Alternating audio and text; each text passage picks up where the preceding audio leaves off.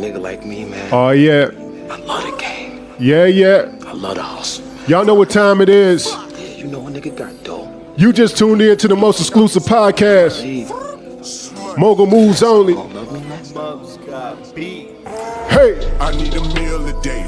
Gotta make me a meal a day. Oh, yeah. Money it coming, then money it goes. I got me a meal to make. I got a real mogul in the building. And she say, baby, I got some bills to Hey, hey. So I need a meal a day. Hey, hey. Gotta make me a meal a day. Yay, hey. I need a meal a day. Hey, man, we gonna be really topping it up right now, man. See, money it coming, then money it goes. I got me a meal. We gonna put y'all up on game, man. We got a real veteran in the building. Got some bills to pay. Hey. So I need a meal a day. Hey. Gotta give me a meal a day. Yo, you just tuned in to the most exclusive podcast, Mogul Moves Only, with your boy Big D the Mogul, a.k.a. Suge Diddy, a.k.a. Illuminati Jack, a.k.a. Big Thanos, a.k.a. Heaven on Earth, a.k.a. the new, I'm gonna call myself Sprint DMC. Yeah. You know what I'm saying? Because I'm a little bit more elevated than the run, you feel me? Yeah. And I got a mogul in the building, man. I got a real veteran in the building. I got somebody, man, really who don't need no introduction, but got his hands in the game majorly, man. You can't be in Dallas, bro, without even ever shaking this guy's hands, man. This guy is not local, very national. Got his hands now international. You know what I'm saying? Been managing artists out here, making them pop, getting placements, doing his thing. If you follow him, you see him. We're going to call him Mr. Everywhere because he be everywhere, man. I got my guy in the building, Lil Pooh. What up, though, homie? Hey, what's up, big boy? Not much, man. My boy, Hey, Big D, man. Hey, I appreciate that intro, though, dog. That was one for the books, man. Hey, man, I appreciate it, man. You know, I've been working on it. A lot of failed episodes to get to where I am now, man. Nah, facts, man. Facts. But I appreciate you coming rocking with me, man. A lot of things going on in the industry. The industry ever changing. We're going to get into a lot of that to educate, the audience, man, so they can get a chance to understand some tips and tricks how to navigate.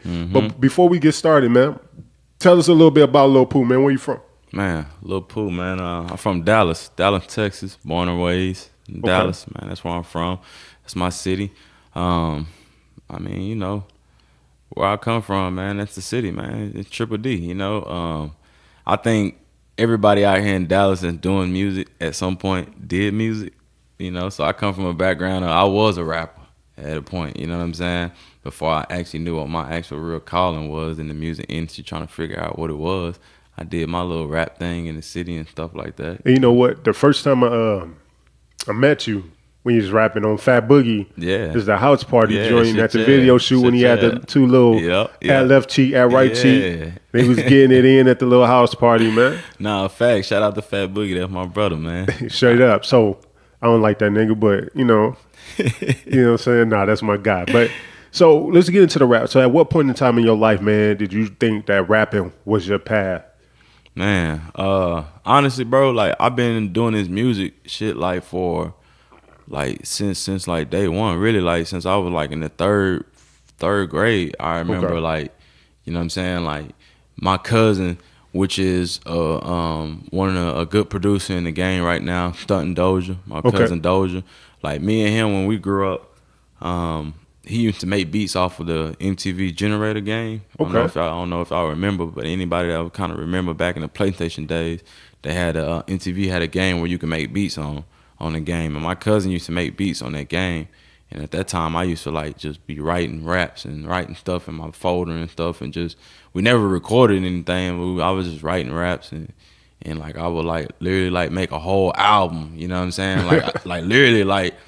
And it's crazy now that I'm talking about it and I think about it, like, that's why I am where I am right now. Because, like, I was putting together albums back then, bro. I remember drawing the artwork. I would draw the artwork and everything, Are you serious? Serious. On a piece of paper, I would draw the artwork. I'll put it, like, fold it up to where it fit in the cassette tape. You know what I'm saying? The cassette tapes thing. I would fold the artwork up. I would hand draw it. Color it and everything on a piece of paper. Fold it up, put it in a little tape. Like, it was an actual... You know what I'm saying? Like an actual cassette tape, man.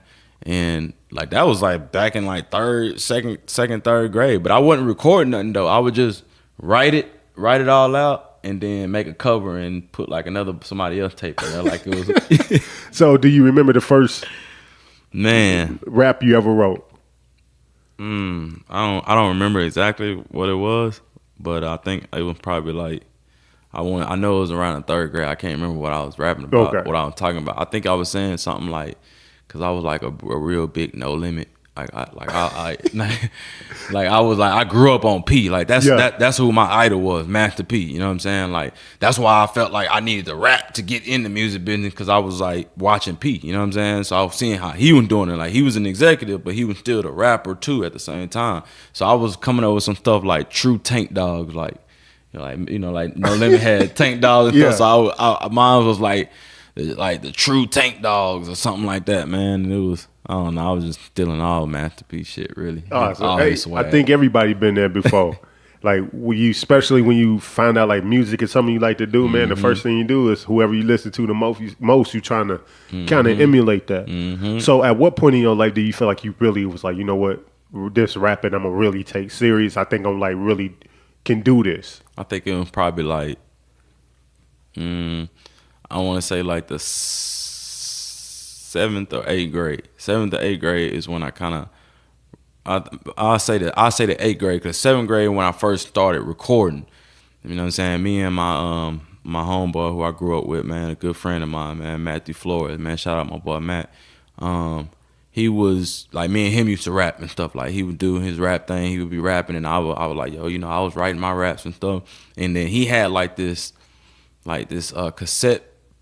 Two deck cassette player thing but it had like a record player on the top. Yeah. You know what I'm saying? So basically like you could record, you know what I'm saying? Yeah. So what we would do is we would basically have to record like 3-4 times. Like it was on some real analog stuff. At the time I didn't even know what I was really doing, but this is like some real analog studio stuff. Like we having to record the beat, record the first vocal, and then put the tape over there and re-record over and onto another tape, a blank tape. Like, so that's when I first started experimenting, like 7th grade.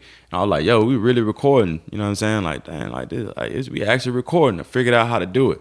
8th grade was when like, I guess I started like taking it serious. But then I was like, again, just thinking about this now and in conversation, because I really ain't never really even talked about this in so long. Just thinking about it now, it really reminded me of I wasn't doing everything at that time to get me where I am now. Yep. So I was putting together whole projects and everything. I was like the executive producer of the group. Yep. You know what I'm saying? Me and my homeboy group. I was like coming up with the names. Yep. I would come up with how we gonna record it. I would come up with, what's gonna be the album cover, all this type of stuff, man. And I say like 8th grade, that's when I was like, yo, you know what I'm saying? I was like, man, I can really do this, man. And I think I put a tape together. Me and my boy Matt, we put a CD together. We put a tape together, and then I took it to my homeboy that I grew up with for a long time, my boy Jamal, which we used to call him Dad's Monster. He was like the engineer at the time. He was the one dude who knew he was computer friendly. He knew how to, you know what I'm saying? Yeah. He knew how to, he was like ahead of the time. He was already like burning CDs and all that type of stuff, you know what I'm saying? Like he was ahead of the time. So we took the cassette tape to him. Now this is like, this is like 9th grade now, so this is like 2002, 2001 type shit. So we taking the tape to him, and he putting the tape on the CD. You know what I'm saying? So then, boom, we had the CD. That was the first CD I ever published, put together, and it was called MD 2020. So you 14, you got named it off some malt liquor. And the reason we called it MD 2020, dog, because his name was Matt and my real name is Daryl. So it was like Matt and Daryl 2020. I don't know. It was just like MD 2020. So we put the tape together, bro, and I burned up some CDs, and I just gave it to a couple cats on the basketball team, and my boy, he played football. He gave it to a couple dudes on the football team, and then like next thing you know, bro, like people was like, yo, this is hard, you know, man, this is hard, because it was like on that old, at this time, 2001, 2002, this is when Texas had a real influence on hip hop, you know what I'm saying? It was all freestyle, man, hold up, you know what I'm saying? Yep. We wasn't listening to nothing else but Texas, you know what I'm saying? Freestyle. So it was like around that time, so really, we wasn't really even talking about nothing really, but people was like, yo, man, that's hard. So then that's when like the DSR wave started kind of, coming in, like 9th, 10th grade, like the DSR wave started coming in. So then my homie who took the tape and put it on a CD, he actually bought a little microphone and he was like, he bought a little microphone, bought, you know, a little input output to plug in. And he was like, yo, we can record over here. I got a little software. I know how to record. I've been practicing on it. So boom, I like that one going into like I'm still like towards the end of 9th grade year. So boom, by that time, shit, we starting to record at my boy's house, and he got the computer now. So now we're recording on a real software. You know what I'm saying? Yeah, y'all getting official now. Yeah, we getting official. Now it ain't sounding like a tape anymore. You know what I'm saying? It's actually starting to sound like a CD. Starting to sound digital. So at that point, like again, I'm still rapping. So mind you, my whole like in the back of my mind, like my whole goal was like to run like a record label. You know what I'm saying? Like I wanted to be like P. Did you have a name of your label? I ain't had no name. I didn't have no name of the label at that time. Okay. I created one. I didn't have one originally at the time, but then like going like toward 10th grade, once we really started kind of recording, and I came up with one. It was called NFT. That's actually what I got. Okay. Tatted on me What right it here. stand for? Northside Team. Okay. You know what I'm saying? Because I'm from the north side of Dallas, so it was like me and all my homeboys, you feel what I'm saying? So like the Northside Team. You know what I'm saying? That was the name of it. And so I started like recruiting artists and everything, like, and I say recruiting now because you know I'm in the business and stuff now, but at the time I didn't think it was recruiting artists. I'm just telling my homeboy and getting the homeboys, you know what I'm saying? Like, who can rap? You know, who want to rap, man? We got a studio, we can record now. So I done compiled up a group of my homeboys, man, like 5, 6 of us, man, and we started going to my partner's house every weekend, dog. Like after school, we would go over to his house every weekend, and we start recording. Now this time I'm putting together like compilation of music. Yeah. You know what I'm saying? So I put together a compilation of music like my 10th grade year, and it was called NNT, the Northside Team. And it was records, it had me, you know, of course I was like on every record damn near, you know what I'm saying? Like it was probably like 1 or 2 records that I wasn't on, but I was like on every record because I was on some Master P shit. Like I'm a director, you know what I'm saying? I was on some, I'm gonna get on the song and I'm gonna tell us how we need to put it out and woo, all this. So, but I mean, at the time, everybody still, you know, they kind of trusted my vision, I guess, you know what I'm saying? So from the beginning, you was already an executive in the making and didn't even know that's what you was grooming for. On God, like now that we really, and I'm really explaining this, like, yeah, like that's really what it was. So it got to the point where, and I'm good, I can just keep on going in. No, you good. Okay, do your thing. This is you, man. Yeah.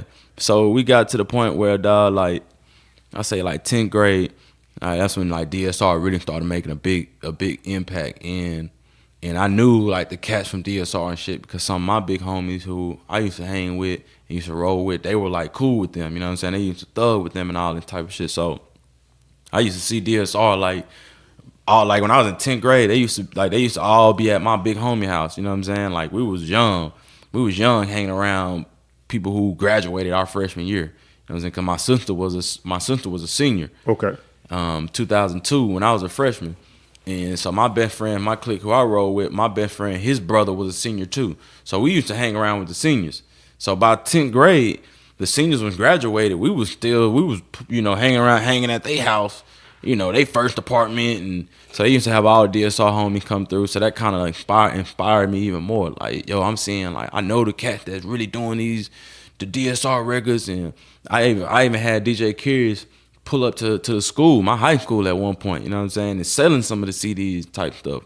So it was like, so that's when it started kind of getting serious, like I said. So we put together that compilation. Man, we put that compilation out at the school, dog, and it went crazy. Like everybody was on it, man. It like created like a wave. And then at the time, like, you know, we was running the streets and shit. So like my homeboys who was Northside, they were going to parties and, you know what I'm saying, fighting and, you know what I'm saying, they were clicking up and making a name for themselves in the streets. And then we were rapping. So it was like hand to hand. It was like now the homies had something like, it was like some like anthem music, you know what I'm saying? Now that's what it was. It was like some anthem music now. So like all the hood like jumped on it. Everybody was like, yo, this hard. Woo, woo, woo. Man, y'all hard, y'all doing y'all thing. Just like putting the battery in our back, man. And so I say like I was doing, then at that time still like, it was more like, it wasn't like serious. It was more like I was doing it just because like, at this time I was getting a taste of fame. You know what I'm saying? Getting a taste of notoriety of doing something. So it was like I was cool with everybody in the hood. You know what I'm saying? Fucking with it. All my big homies saying like, oh yeah, Pooh go hard. Yeah, Pooh be rapping. Woo, woo, woo, woo.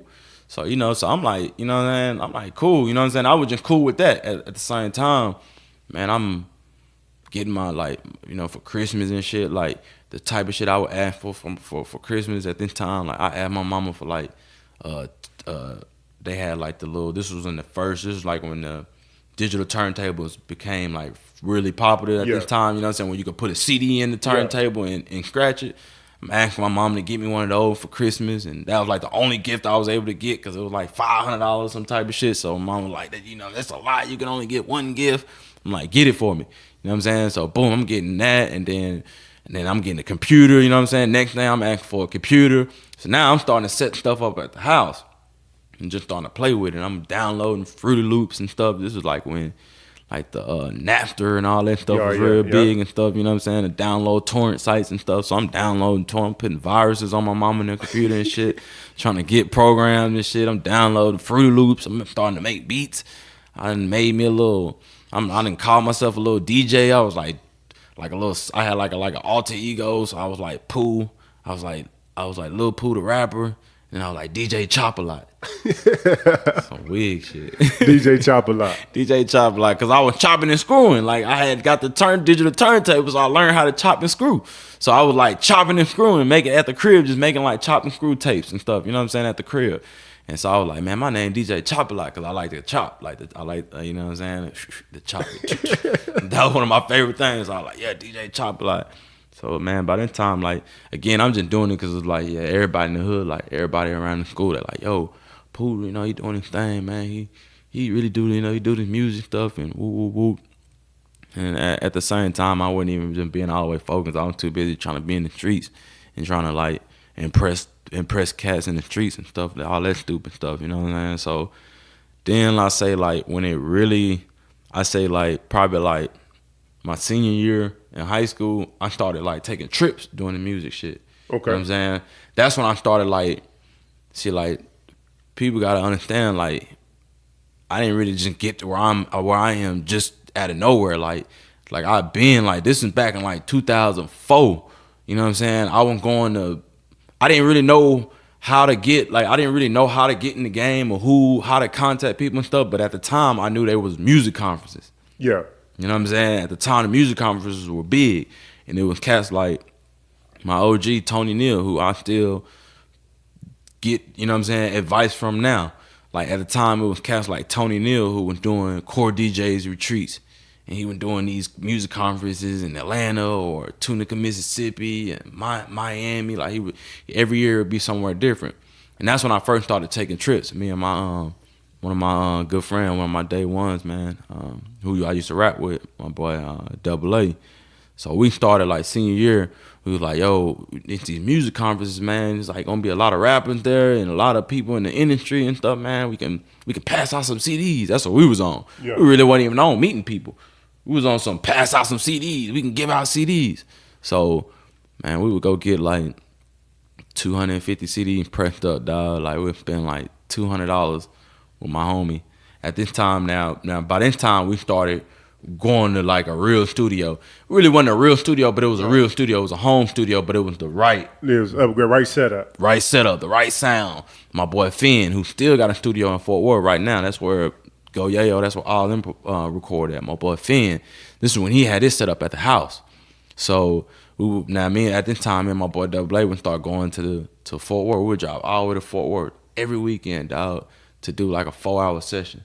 You know what I'm saying? And we'd try to do at least one every weekend. If we could do two, we'd do two if we had enough money to put together. But my boy Finn was only charging like $20 an hour. Okay. You know what I'm saying? So it was a good price, you know what I'm saying? But we'd go out there, and by that time now we starting to record and then starting to sound. We getting like the sound good now, you feel what I'm saying?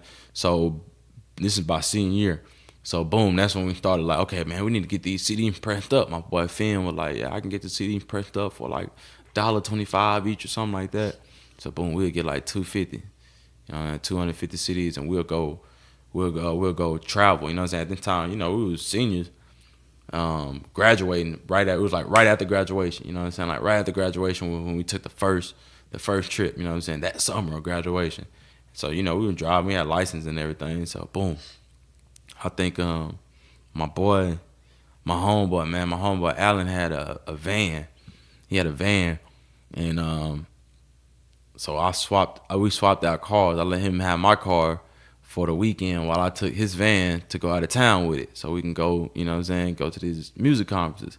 So boom, we hitting the music conferences, dog. I'm passing out CDs and stuff, and I'm just meeting people, man. I'm just meeting people, and I think that's when it really kind of like started to like really hit me, like, okay, like, you know what I'm saying, this is serious, like I can really do something. Yeah. You know what I'm saying? Because it wasn't like I didn't go to college or nothing, you know what I'm saying? Like, so like the college I wanted to go to like Full Sail. Okay. You know what I'm saying? That's what I was trying to go to, Full Sail. Absolutely. You know what I'm saying? To get like audio engineering, you know what I'm saying, degree and all that type of stuff. Like, I just wanted to do something in music. You know what I'm saying? By this point, I'm like, I just want to do something in music. So I'm like, my parents and them like, you know, what college you going to? What you gonna go to college? What you gonna do? And I'm like, no, I want to go to Full Sail. This is the college I want to go to. You know, y'all know I'm doing this music stuff all the time. So. But Full Sail was so high, you know what I'm saying? It is. It's very expensive. Man, it's very expensive, dog. So, you know, my parents didn't have it. You know what I'm saying? They didn't have the fund to be able to get me into Full Sail. So when that happened, that kind of it kind of crushed me a little bit. You know what I'm saying? Like, I ain't gonna say like I was disappointed in my parents or nothing like that. You know what I'm saying? But I was kind of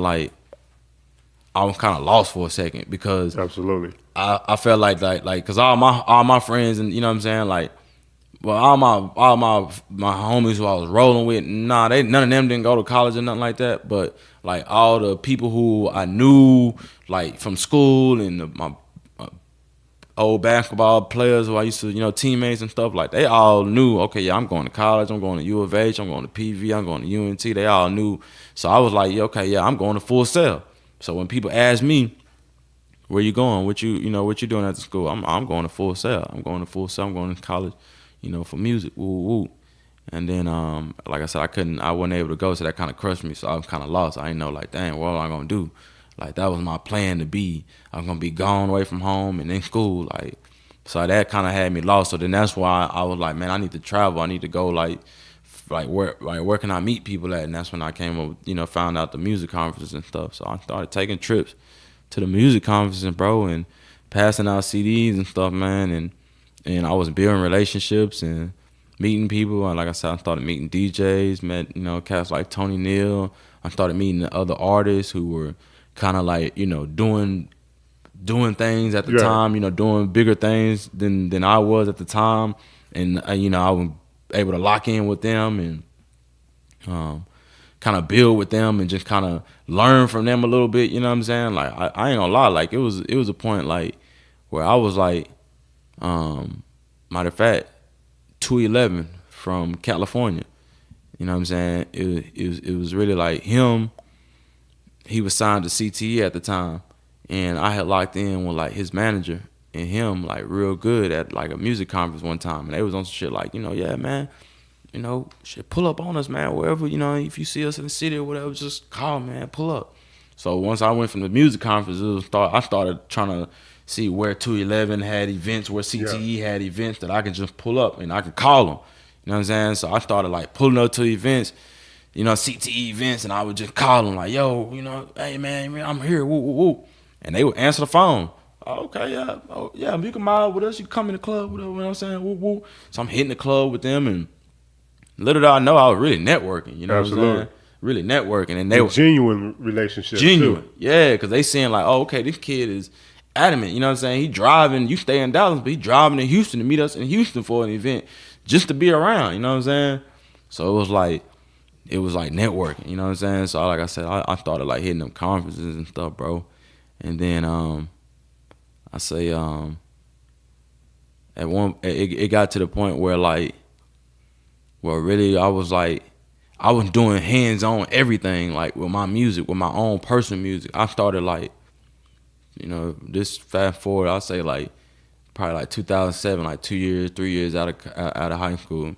Like by then time, you know what I'm saying, I'm putting my own money into my music. I'm snatching features from, you know what I'm saying, from people. I'm going to, you know what I'm saying, like I didn't really know what I was doing, but I just had an idea of what I wanted to do. So my thing was like I was trying to get in touch with the people behind the music. Yeah. So I was trying to figure out how can I get in touch with the people behind the music.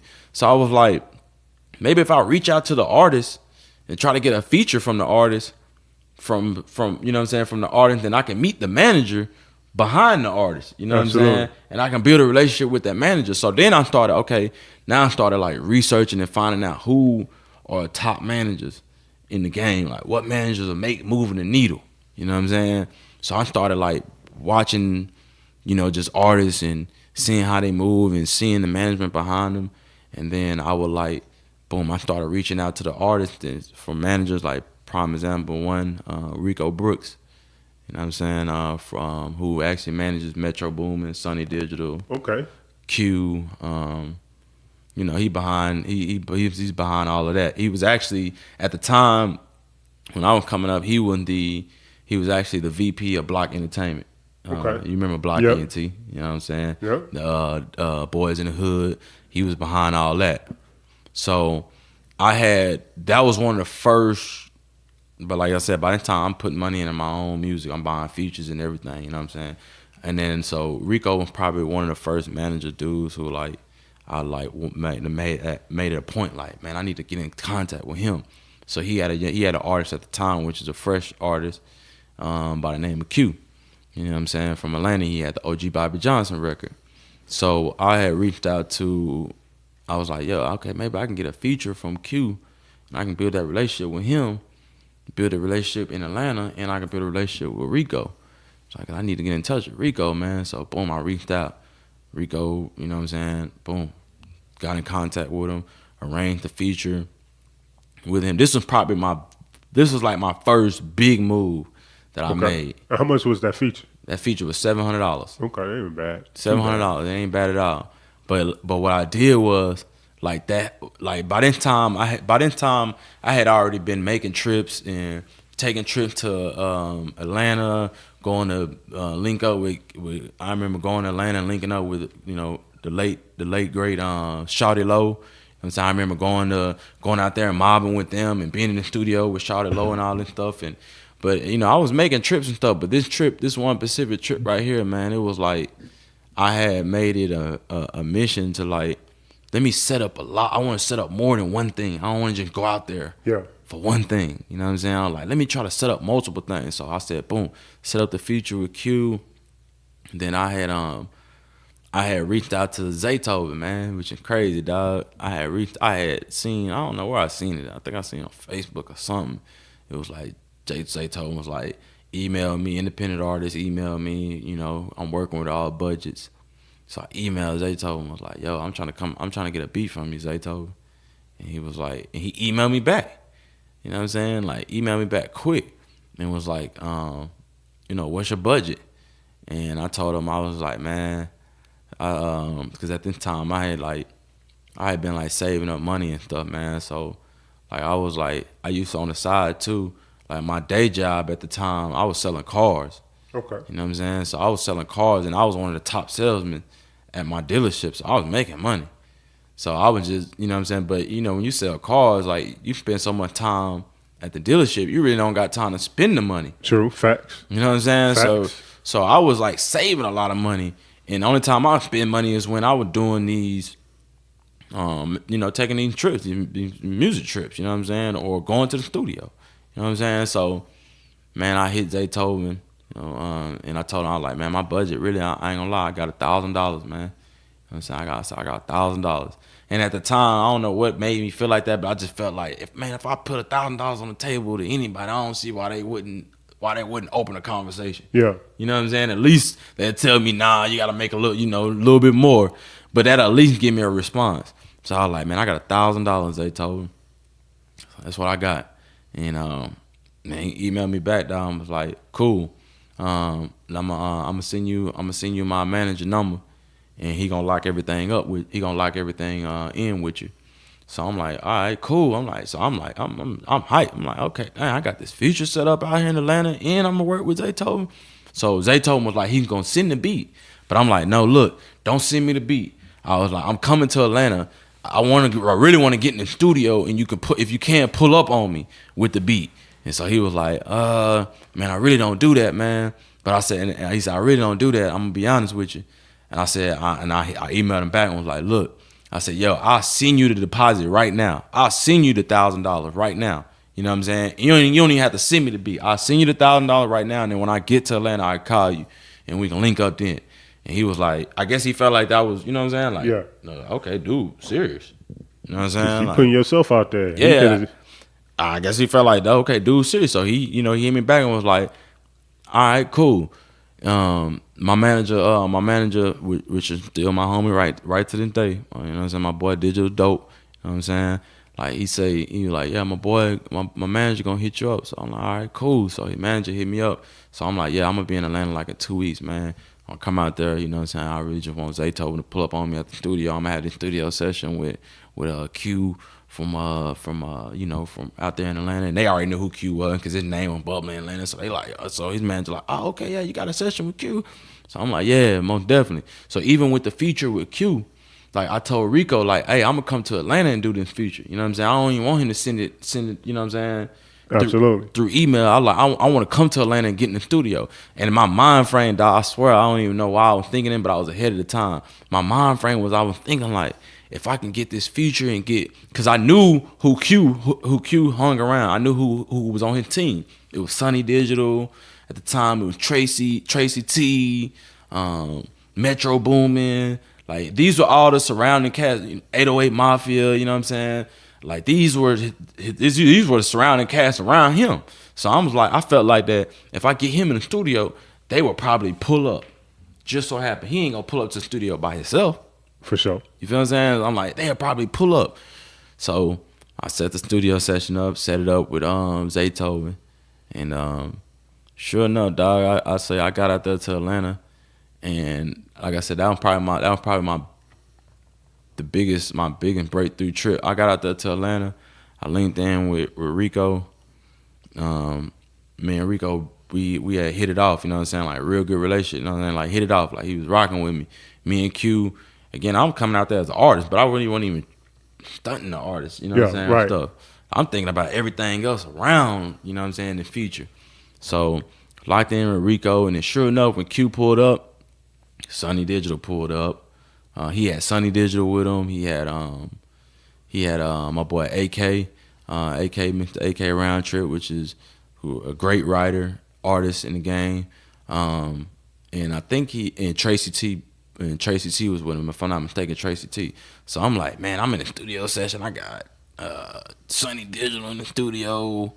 I got Tracy T in the studio. I got Q in the studio, man. I'm like, yo, and I booked the studio at the Blue Room. Blue Room, yeah. Shout out to my Atlanta. guy Beasky. He work out Blue Room too. Shout out Binky, yeah. Which is crazy because, like, fast forward to today, I still deal with Blue Room. Like, that's how, you know what I'm saying? That introduction, like, they've been taking care of me since then. Like, now I take my artists through Blue Room, you know what I'm saying? But anyways, so yeah, I booked it at the Blue Room, dog, and that was my first time having a big studio session. Real big, you know what I'm saying, instrumental studio session with more artists, more than just me in there writing my raps. It was artists in there, producers in there, you know what I'm saying? Like, it was the whole nine. So, again, now, at this time, I'm like, man, I'm finna get Zaytovon to pull up, too. So, I'm calling Zaytovon manager, whoop. But Zaytovon wasn't able to pull up at the time at the studio session. So, me and Q, we knocked out the song. I hit it off with them real cool. They like, you know, hey, man, come to the, we got a show tonight. Mob with us, come tonight, woo. So, I'm like, cool, shoot ya. Then Zaytovon manager hit me up. My boy Digital Dope, he hit me. He was like, who with you? And I was like, man, it's me and it was me and my road dog, man, my boy Big E at the time, man. Me and Big E was like, this is my dog, still my dog today. But this is my dog. Like he was like, he used to hit that road with me anytime, you know what I'm saying? Like when everybody else wasn't able or wasn't down to go, he was like, I go, bro. You know what I'm saying? Like, I go. And he just had, he just loved music. You know what I'm saying? He just picked up a camera too and was just like, I'll film it. You know what I'm saying? He's just like, I'll do something. You feel what I'm saying? So my boy Big E came out there with me. I was like, yeah, I was just like, man, it's just me and my boy Big E. We drove to his Impala, 12 hours to Atlanta. I was like, man, it's just me and my boy. And my boy Digital Dope was like, all right, Zaytovon said you could pull up to the house. So I'm like, what? I get to pull up to Zaytovon crib?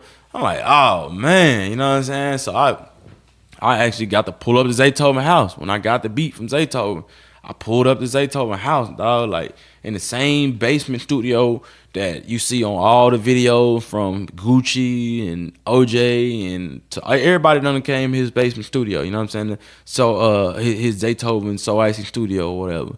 Like I'm in the studio, I'm in that same studio, dog. So I'm like, you know, by this time, like this is giving me like all the inspiration, dog. It's like I'm like, yo, I'm really doing this. You know what I'm saying? Like I'm these are cats who I looked up to, who I, you know what I'm saying, who I jam every day. I'm in the same room as him.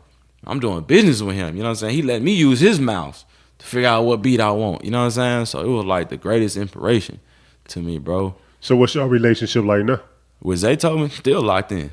So going through all that you went, I mean, definitely a journey. And as you talk, I can see the preparation for executiveship and just moving into that realm. But at what time did you decide, or have you decided, I guess, to step away from being the artist side and now being the guy, the industry executive moving behind the scenes? At what time was that moment where you was like, hey, you know what?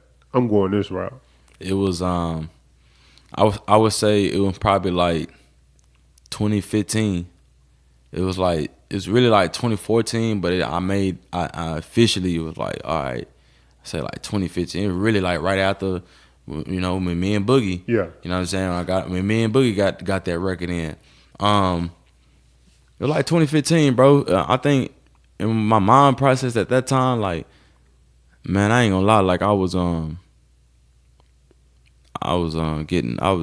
stressing, you know what I'm saying? Like I was like stressing.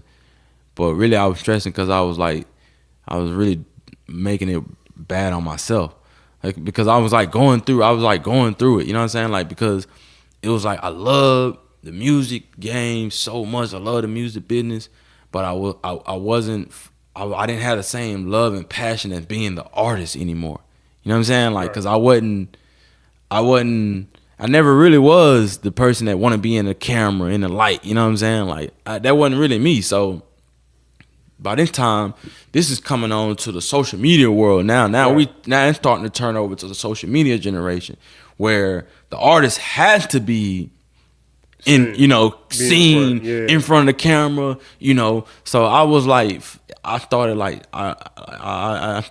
not like losing love for it, dog. Like it was like I didn't really like had a passion for writing raps and recording them, but I had a passion in like doing everything else. You know what I'm saying? Like everything else that had to do with it. When it come to sitting in the studio, when it come to the mind process, thinking of the song, when it come to the building, the marketing, I still loved all of that. I still love getting in the ground, getting in the field, getting on the grind. Like I loved all that. But as far as like being a rapper and hey, man, you know what I'm saying? I'm Pooh, I'm the rapper, and because what it was like I was having a conflict of interest because I was the person doing all the speaking and all the talking. At the same time, now I'm the artist. So I'm getting different conversations being an artist. I didn't have nobody to speak for me. You feel what I'm saying? Right. Like when you're an artist and you got somebody to represent you, it's a whole different conversation.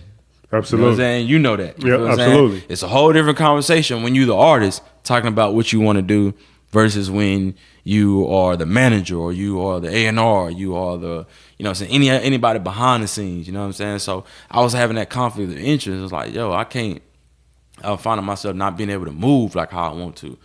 And like it was to the point where I was like blocking my own self because I didn't even, like I was becoming like an introvert. You know what I'm saying? Like I didn't want to be sociable with all the rappers and all that type of stuff. You know what I'm saying? Like I didn't care to be sociable with the rappers. Like, I cared to be sociable with the LA Reeds and the, you know what I'm saying, the people behind the scenes. Yeah, the gatekeepers. Like that's what I wanted to talk to. That's what I wanted to be chopping it up with. I didn't want to chop it up with the rappers. Like I don't care about the rapping types. That's how my mom was getting. So I was getting like depressed, bro. So like it's crazy too, bro, because I had like I had like this little in my house at the time. I had like this little closet room. This is when my son was staying with me at the time. My son stayed with me for about a year, Okay. a year straight. And so I didn't want to just smoke in my house like that because my son was there. So I had like this like closet space or whatever that I would smoke in. You know what I'm saying? Like by the which is by the balcony or whatever, so the smoke wouldn't get like in the house type shit.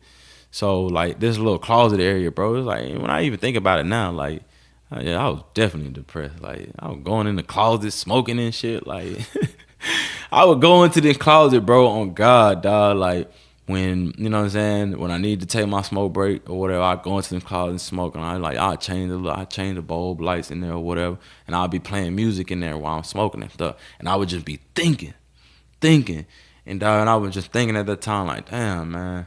What if I just like stopped rapping and got behind the scene, like, you know what I mean, like got behind a rapper, like, and I was just thinking about like, man, I know everybody, I know all the rappers, I know, you know what I'm saying, I don't know everybody, but I know a lot of people, you know what I'm saying, so I'm like, you got the connection. Yeah, like I got connections, like, what if I got behind somebody else? But it was always that trust factor, you know what I'm saying, like trusting an artist, which, you know what I'm saying, and the artist believe in your vision, and trusting what you say, you know what I'm saying. So it was like I was going back and forth with that, and I think I chopped it up, like, you know, one of my sister was a big influence, and she was like, man, yeah, you can do that, you know, you can do that. My sister and my girl, she was like, yeah, man, yeah, you can do it. Like, why? What would make you think you couldn't get behind that? You know how to talk. You know how, you know what I'm saying? Like, you sell cars. You know what I'm saying? You know how to manage. Woo. So I'm just like, man, like, all right. So I'm thinking like, man, you know what? I think I am gonna take a step back and see what they do, man. And so I got online and just started searching artists. You know what I'm saying? Just looking for artists and trying to see who I can like jump down with or whatever. See what artists is out there who probably need some help. But what I started doing was then I started like putting together a little show though. You know what I'm saying? Putting together a little show. You remember the little show or whatever? I started putting together like shows and shit, man. So I'm putting together a show that really I'm putting them shows together just to try to see what artists, you know what I'm saying, and just really just get tapped in with the artists out here and stuff. And that's how I met, you know, Ludine. You know what I'm saying? Which was, well, I was like, actually, Ludine was one of my first artists that I actually like managed. Big shout out to Ludine, man. You know what? I always thought Ludine had a superstar mentality. Like he's definitely walk in the room and he sticks out like a sore thumb. And the one story I had about Ludine, I remember Ludine at the old studio, man. And I was like, Ludine, when you get on, when you make your money, bro, what you gonna do? He was like, shoot, I'm gonna buy my mama some shit. I'm gonna buy my baby some shit. But my grandma, I ain't buying that bitch nothing. And I said, Ludine, why you going in your grandma? He was like, hell no. That bitch coming in talking about I can't smoke in the house at Thanksgiving. I was like, bro, you ain't supposed to smoke in the house. He's like, no, fuck that bitch. I ain't buying her shit. Yeah. I said, you know what? He was sitting on the floor with his legs crossed, bro. Yeah. I was dying. I said, yo, this dude gonna make. He got the personality to make her. Definitely, bro. And I think like that's what I seen, bro. You know what I'm saying? Like I think Ludine probably had like one video out at the time, bro. 2 songs out and one of them was a video.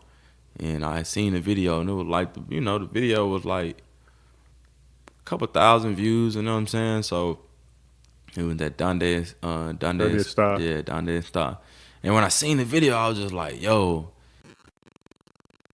Hold on one second. Damn it.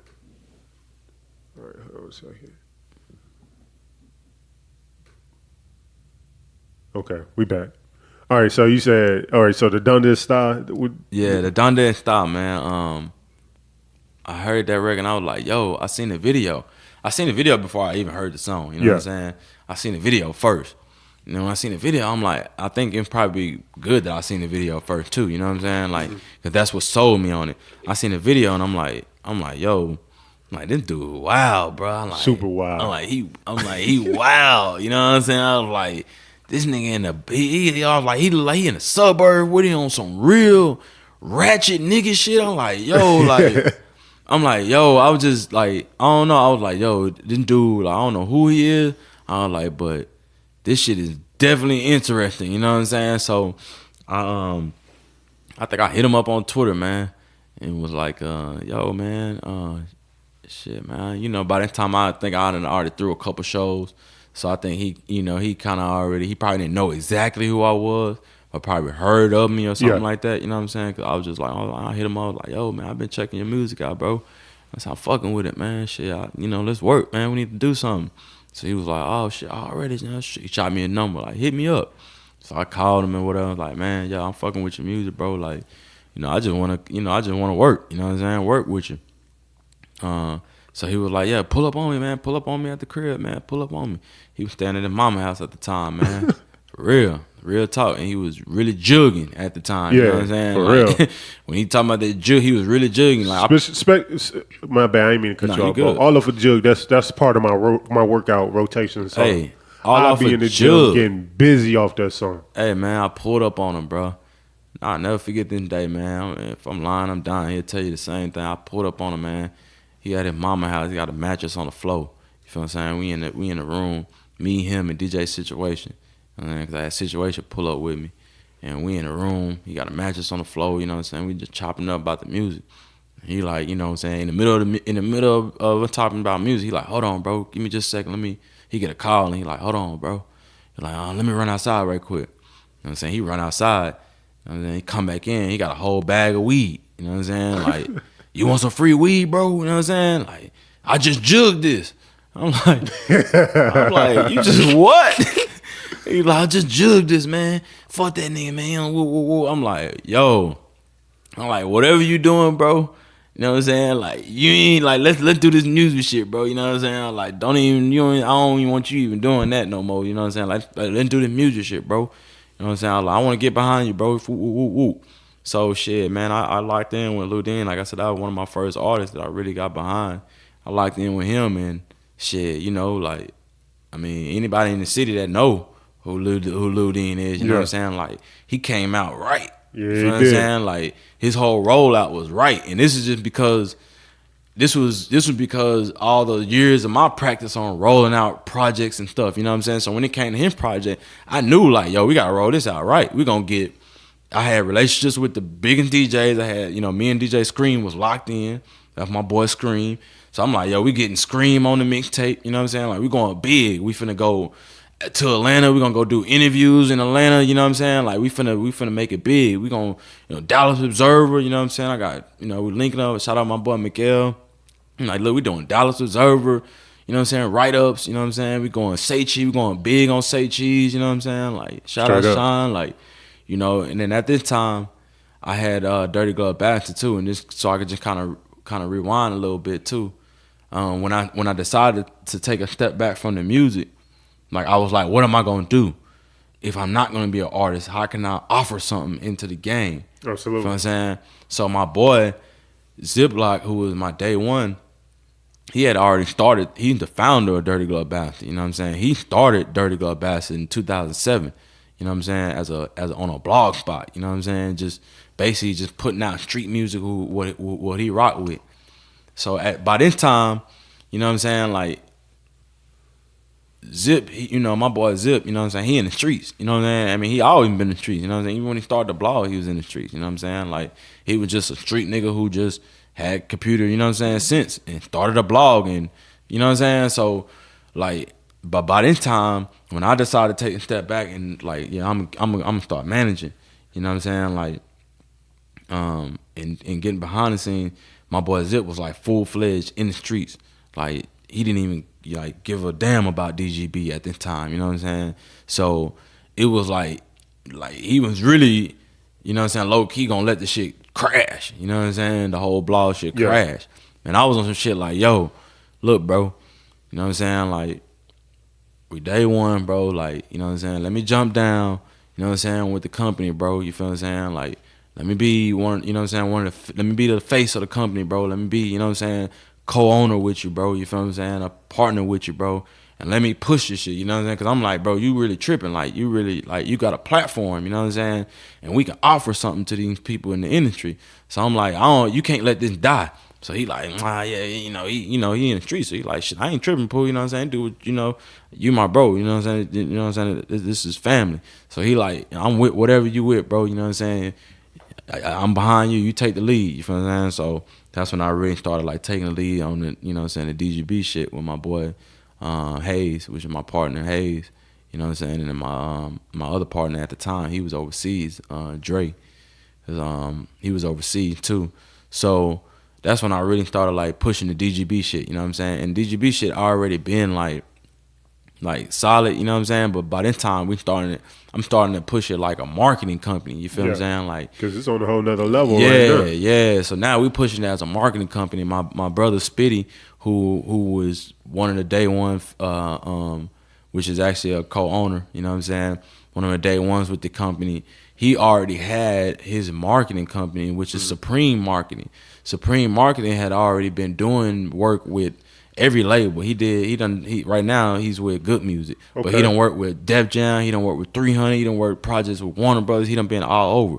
That was one of my keys into the labels was him.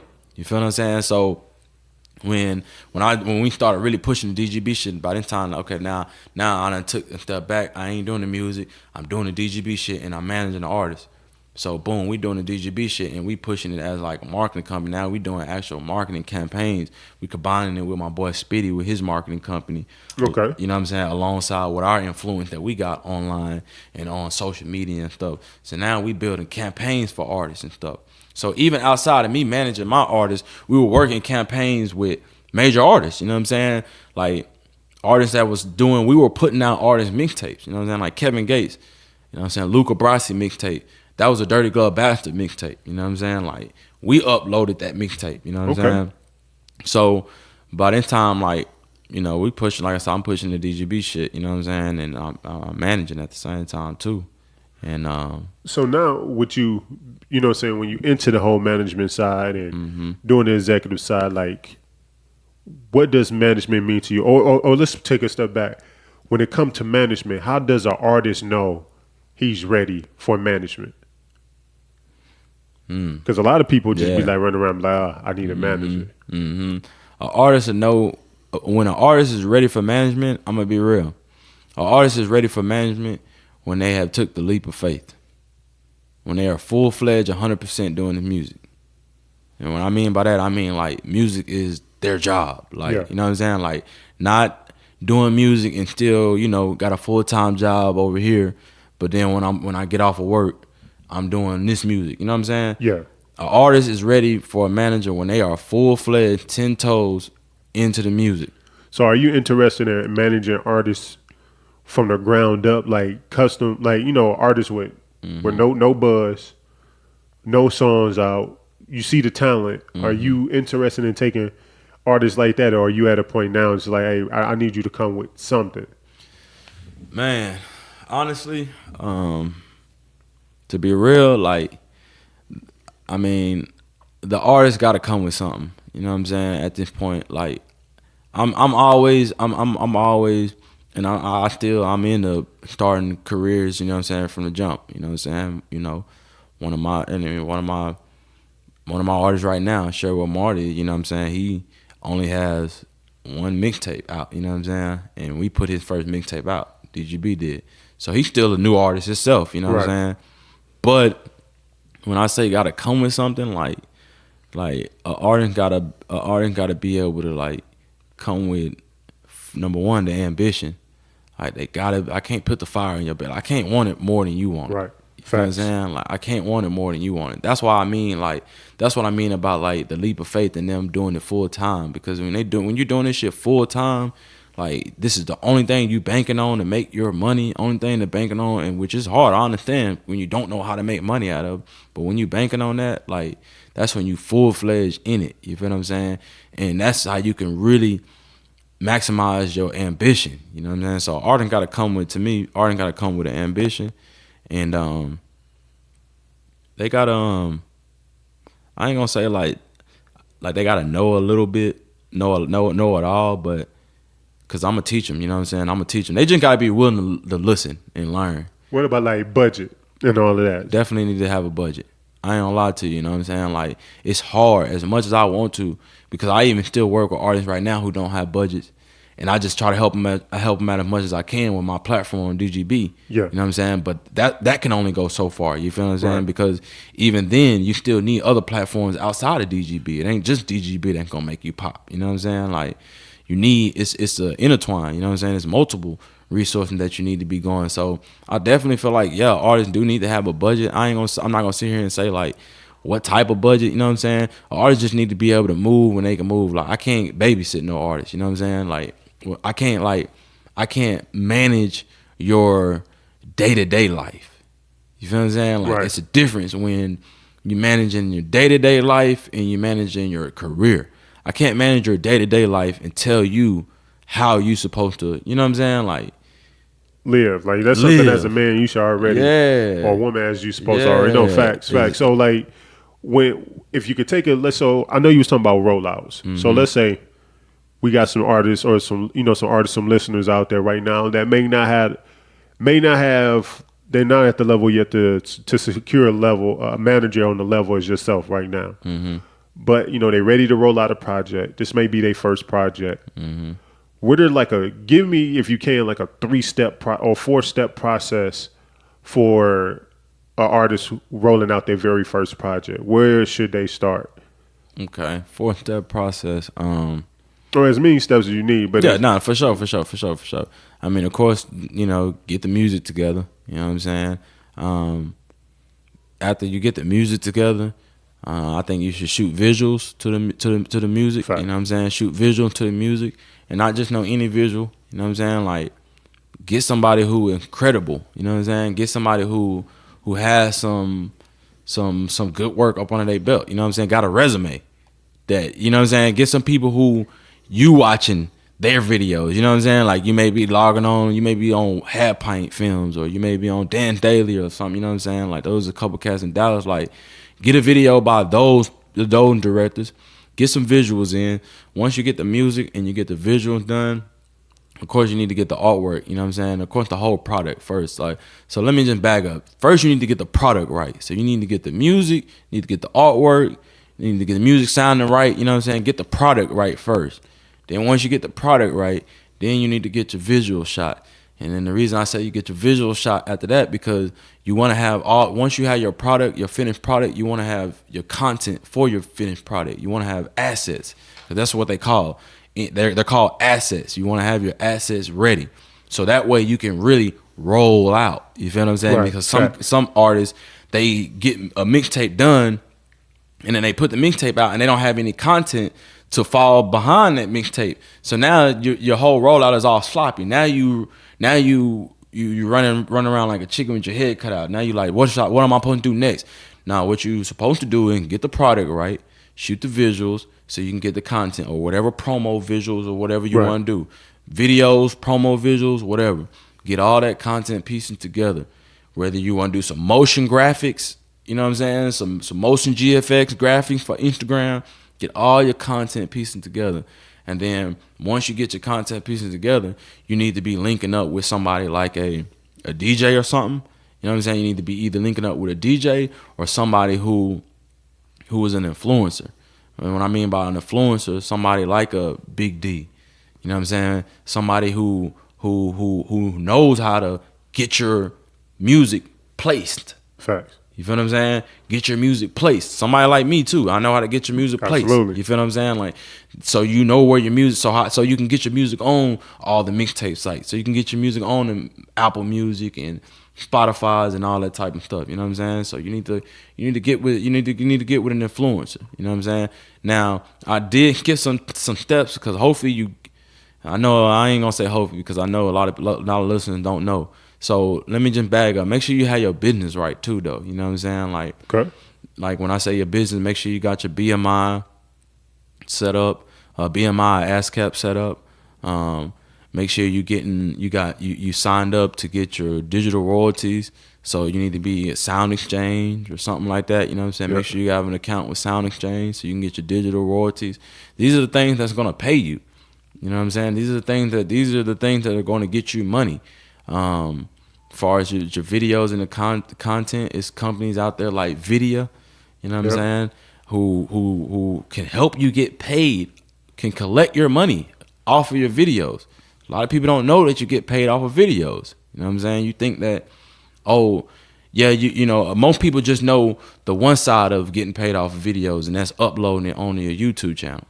You know what I'm saying? You still get your music pub on the side. You get that, you know what I'm saying? You can collect that part on the music too, on the music video too. So you got companies like Video who gonna collect that type of, you know what I'm saying, music pub for you on video. So like I said, get your BMI, ANCAP, Sound Exchange, companies like Video, you know, get accounts with them.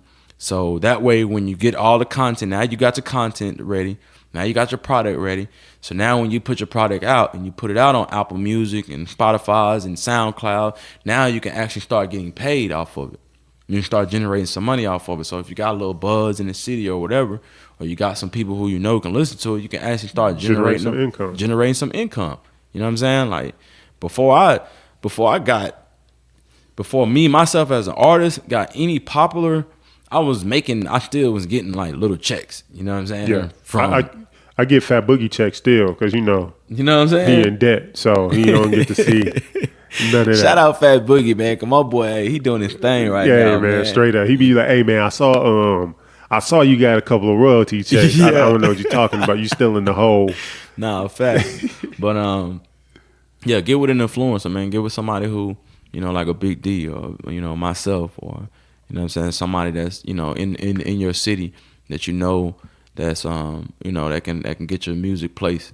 And it ain't even got to be inside your city. You can get on, you know, social media world. You can reach out to people. You know what I'm saying? It's plenty of DJs out there who, you know what I'm saying, not only DJ, but who can get your music placed on mixtape sites and stuff like that. So what you think about this? Some people say strippers are the new DJs. Strippers are definitely DJs, for sure. They definitely, I wouldn't say, I mean, I guess you can use that term, new DJs, you know what I'm saying? Because, I mean, it's no different, right? Like, you know how, like, cats got a song, they have a chick twerk to the song, and that chick gonna get 1,000 views because them cakes going, but then you hear the song. So when it makes sense, it's like... That's facts. I mean, that's facts. But you know what I'm saying? Like, I mean, again, even to go into that, like, yeah, you got female strippers who... And really, strippers really been kind of DJs, because even before they was twerking on Instagram, if they were jamming your song in the club, in the strip club, and if that was the song that every stripper wanted to dance to, you had the hottest song in the city. You know what I'm saying? So they been like calling the shots. You know what I'm saying? And that's just females, period. You know what I'm saying? Females, they drive the industry. They drive the industry. You know what I'm saying? That's point blank. Like, they drive the industry. They determine like what's really hot. You know what I'm saying? So, you know, that kind of makes reason why a lot of this harmonizing music is very popular nowadays and stuff. The females, women love it. The women love it. They love the Drakes and stuff. So, you know what I'm saying? Shit, if I'm gonna come in the game, shit, who you gonna try to be like? Yeah. Who you gonna try to sound like? You gonna try to sound like what? The best person in there doing it. You know what I'm saying? That's true. That's facts. So, big topic in the industry right now is clout. Mm-hmm. Hear this word thrown around a lot, especially since the whole Tekashi 6ix9ine sensation of amazing internet trolling. What is your definition of clout? Is it a good thing? Is it needed? Clout, man. And should you chase it? Man, you know what? Like, really, clout has been around for years. You know what I'm saying? Facts. Like, clout has been like, that was like in the streets, really. You feel what I'm saying? Like, and now it's coming over into the rap game.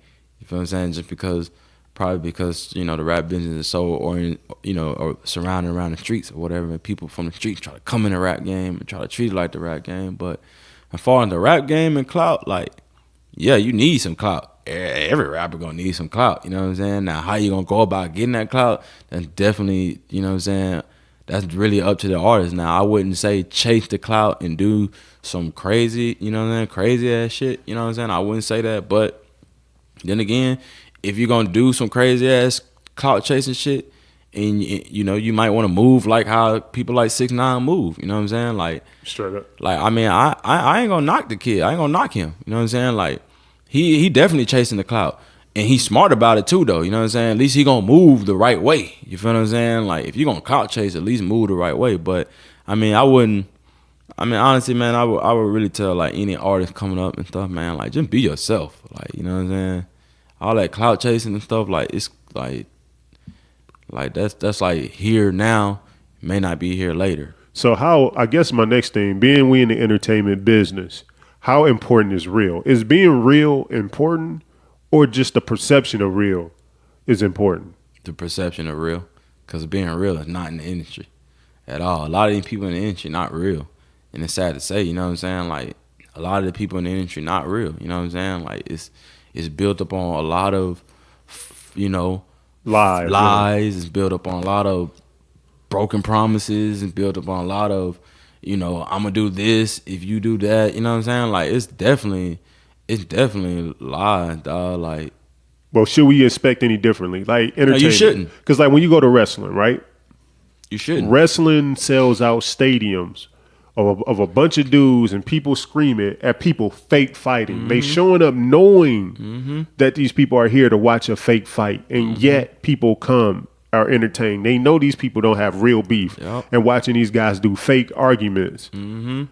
But yet it sells out and it tunes in. So real really just is boring. Like nobody really cares about real. Yeah, nobody really, as you said the exact real in the industry right now. Like real for real is boring now. You know what I'm saying? Like it's basically the perception of real. You know what I'm saying? It's like the perception. It's like it's everything in the industry is about perception. You know what I'm saying? Like people move on the perception. It's like, you know, like it's smoke and mirrors. You know what I'm saying? It's smoke and mirrors. So now a lot of people in the industry, like, you know, they come in the industry, that's one of the big things that they get upset about. And they like, you know, they hate the industry about it, you know what I'm saying? But the reality of it is that's business. Straight up. I'm just gonna be real. That's business. You can be working for a corporate company. Anybody that work a 9 to 5 or work in a corporate America, I know you deal with bullshit at the company. Facts. You deal with managers who lie about stuff. Facts. You deal with managers who playing, you know, team. You know, they got a certain, you know, picks who they like. Facts. It's about who you know. You know Politics, what I'm saying? facts. It's politics. You know what I'm saying? It ain't about who working the hardest to get to that CEO position. It's about who you know. Facts. You know what I'm saying? Who in the business you know that you're gonna be able to bounce around to this district to this district. It's the same. That's in any business. So I don't like. For me, I don't get upset about that type of stuff. I don't like. You know what I'm saying? Like somebody lied to me in the industry. They lied to me in the industry, dog. It is what it is. I ain't finna like. I'm not finna, oh man, I don't whoop, or oh man, he promised me this. I don't rock with him because he fake. He said he was this whoop. Man, look, I barely believe half of what anybody tell me in the industry, period, anyway. So it's like, you know what I'm saying? Like, I don't at the end of the day, the way I look at it, like I'm not gonna, you know what I'm saying? I ain't finna, you know, do no. I'm not finna sacrifice my morals or anything, you know what I'm saying? Because that's just what I stand on. I ain't finna sacrifice my respect. But at the end of the day, I'm gonna work with whoever though. Right. You know what I'm saying? Right. Like I'm gonna work with, if it makes business sense, I'm gonna work with whoever. You know what I'm saying? If it makes sense, if it's saying, if I'm looking at the situation, I'm saying, okay, my artist, if I get Lil Uzi on this song with my artist, this song right here, I know for a fact it's gonna do numbers, it's gonna go up. And I'm gonna do everything I need to do to make sure I get Lil Uzi on the song. Whether I have to deal with Lil Uzi and his team lying to me 5 times on when we were supposed to get the studio session in, you know what I'm saying? And we finally get the session in on the 6th time. You know what I'm saying? It is what it is. It just come with it. So my thing is this. I guess my next question, and we'll kind of sum everything up on this. In 5 words, define Dallas hip hop. The Dallas music scene. In 5 words, the Dallas music scene. 5 words. It ain't got to be no sentence or anything. No sentence. It's like good, like, you know. We for one, lit. Okay. Dallas music scene lit. 2, Dallas, the music scene is up right now. The Dallas music scene is up Facts. right now. 3, still country as hell. Dallas music scene is country as hell. 4, man, the Dallas music scene consistent right now. Facts. It's real consistent. And 5, man, Dallas is to me, I feel like Dallas is the premier city right now. I feel like I mean that ain't even a word. Let me see, like let me think one more word. It's like Dallas is just Dallas is now. Dallas is now. It's premier is now. You know what I'm saying? Like Dallas got the wave right now, man. And you know what? Like I really feel like it got to do with a lot, man. And I think that like I feel like that Dallas as a city, we not where we need to be as far as the culture and the business of the city. You know what I'm saying? But we definitely on his way. You know what I'm saying? And what I mean by that, like, because it's a lot of key factors, bro. Like, into why the city is popping right now. You know what I'm saying? And those key factors is like cats like you. You know what I'm saying? Shit you've been doing the past 3-4 years in the city. Yeah. Shit I've been doing the past 3-4 years in the city. Shit people like Sean Cotton, people like Brick. You know what I'm saying? Like that's our workings. You know what I'm saying? Absolutely. Like that's all working, bro. You feel what I'm saying? Like we literally been planting seeds, dog, in the industry. As long as I've been going to Atlanta, back and forth to Atlanta, I know a lot of people be saying like, damn, Pooh down there, like stay in Atlanta. Dog, I'm going to Atlanta and I'm bringing that industry right back to Dallas. You feel what I'm saying? So how many years do you think, if you would put a time frame, with Dallas bubbling the way it is right now, Yellow Beezy, Asian Doll, Cuban, you got what's my man that signed with Def Jam? Bobby Sessions. Bobby Sessions signed with Def Jam. Trap You Boy got Freddy. Trap Boy Freddy right on the coattail coming up. You know what I'm saying?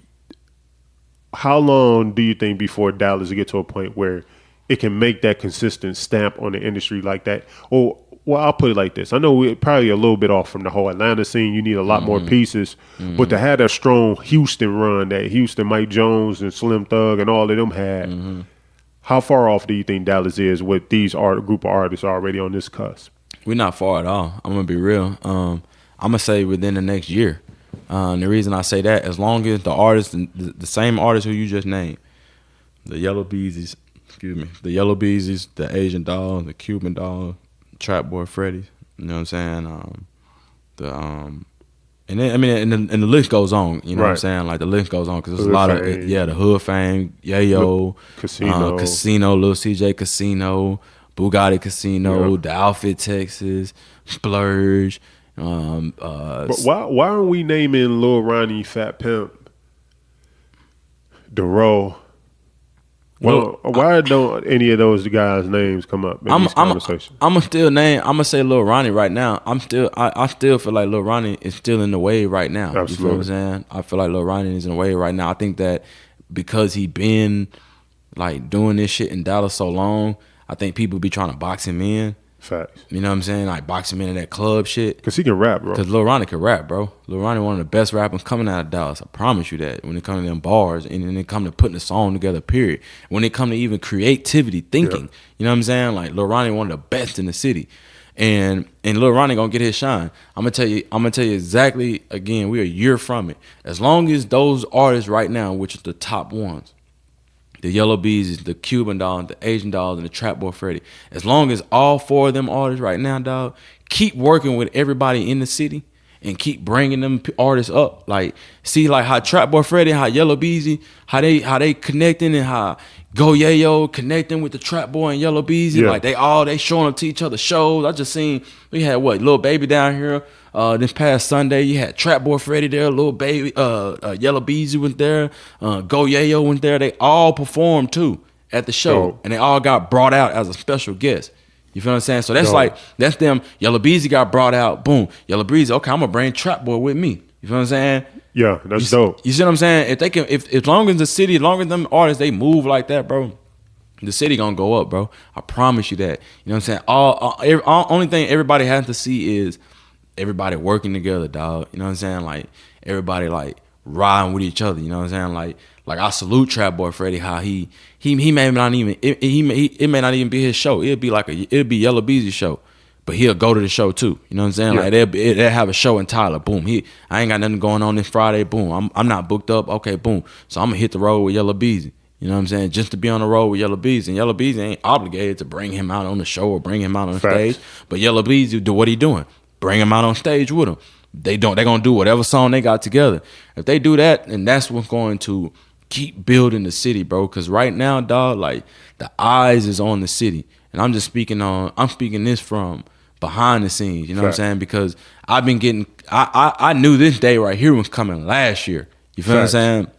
I was having calls last summer from labels when TK song first went out. I was having TK help the city a lot. TK helped his situation. I'm gonna be real. I feel like, and I hate his situation, but I feel like TK was a sacrifice for this city, dog. I say that in many conversations. TK was a sacrifice for this city. You know what? Bro. And I never really looked at that. Bro. I never really looked at it that way. But would you absolutely right, Bro? His situation was a sacrifice, dog. Like he brought the eyes on the city. If it wasn't for TK, I'm not saying that nobody else wouldn't be doing what they doing, because what's destined for you is what's destined for you. But if TK's situation didn't happen, bro, it would not be as many consistent artists. I mean, we got cats out here in Dallas, bro, that's doing million views that you don't even, you know what I'm saying? Lil 2Z, he doing 1 million views on Half Pint. Go Yayo doing 1 million. Lil CJ doing 1 million. You know what I'm saying? Yellow Beezy 58 million. You know what I'm saying? It's like crazy. These are crazy numbers. You know who was the first one doing millions? Who? TK. He was the first one to break the records and doing the millions, you know what I'm saying, in views. So with him and his situation, you know what I'm saying, free TK, him and his situation, bro, like that brought a lot of eyes on the city. It wasn't until TK situation when I started getting record label executives calling me, asking me about Dallas. Of course, the first thing they asking about was TK. And then after that, it was who else in the city? Who else is doing something else in the city? You know what I'm saying? And then once the label kind of seen or made their decision on what they wanted to do with TK, or if they wanted to work with TK, or if they wanted to pass on it or whatever the case, they was looking for the next best artist out in the city. Because they already knew that, okay, the eyes is on the city. So I'm having record executives calling me saying, Pooh, who's the next best artist out in the city? Who is the next best artist? Who's hot out there? Who else is hot? Because Dallas right now got an eye on them. Like, they was really, like, flying out here, bro. You know what I'm saying? I had record executives flying out here, bro, eating lunch with me and shit, you know what I'm saying? And they actually scouting talent and shit at the same time while I was out here, bro. And it wasn't until TK's situation until I started getting no calls. And now I'm not saying anybody else wasn't getting any calls about anybody in the city like that. I'm saying me. Yeah. I wasn't getting no calls until after TK's situation. And when TK's situation took off, I got a call from every record label in the business, dog, from Warner Brothers to Sony to Atlantic. I got a call from every record label asking about who else in Dallas is hot. So this is what I think we should do, man. I think me, you, Brick, Sean, you know, if he ain't in this Hollywood mode, I got to cut Sean out. I send an offensive text message to Sean every single morning just to remind him. You remind him. You know what I'm saying? But I think we should get together, man, and throw like some kind of crazy, like, Brick already got the block party, but we should throw a crazy show, like bring out like all on Cuban, you know what I'm saying, Asian, Trap Boy, Casino, little CJ Casino. And on God, Big D, we started in the D. We should do it, bro. We started in the D, and then we can take it right on the road. Bro, let's do it, man. I promise you, once we do the show out here, we could take that same show on the road, and they're going to buy it. They're going to buy the show. Promoters are going to buy the show. Houston, Austin, we can run a Texas run, and it'd be crazy.